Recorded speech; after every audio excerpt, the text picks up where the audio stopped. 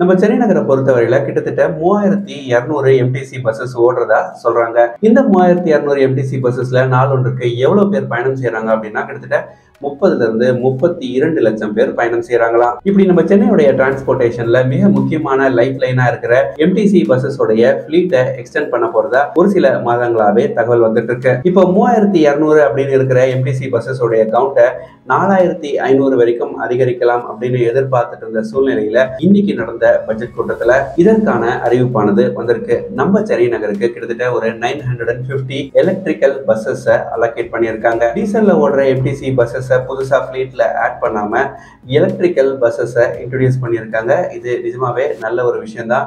இப்படி electrical buses இவங்க introduce பண்றதுனால நம்ம சென்னை மாதிரியான நகரங்கள்ல பொல்யூஷன் ஆனது பெரிய அளவுல குறையும். நம்ம தமிழ்நாட்டில் மொத்தமா 1125 எலக்ட்ரிக் பஸ்ஸஸ் இன்ட்ரோடியூஸ் பண்ண போறாங்க.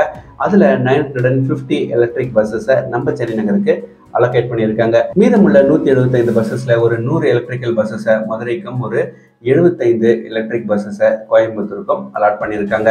ஸோ இன்னைக்கு நடந்த பட்ஜெட் கூட்டத்தில் இந்த எலக்ட்ரிக் பஸ்ஸஸ் பற்றி அறிவிப்பு வந்த நிலையில இன்னும் ஒரு வருட காலத்துக்குள்ள நம்ம சென்னை நகரில் எலக்ட்ரிக் பஸ்ஸஸ் ஓடும் அப்படின்னு சொல்லி எதிர்பார்க்கலாம். இதே மாதிரி சென்னையிலிருந்து நிறைய தகவல்கள் உங்களுக்காக காத்திருக்கு. இது வரைக்கும் சேனலை சப்ஸ்கிரைப் பண்ணாமல் பார்த்துட்டு இருக்கிற நண்பர்கள் மறக்காமல் சப்ஸ்கிரைப் பண்ணிக்கோங்க. நன்றி, வணக்கம்.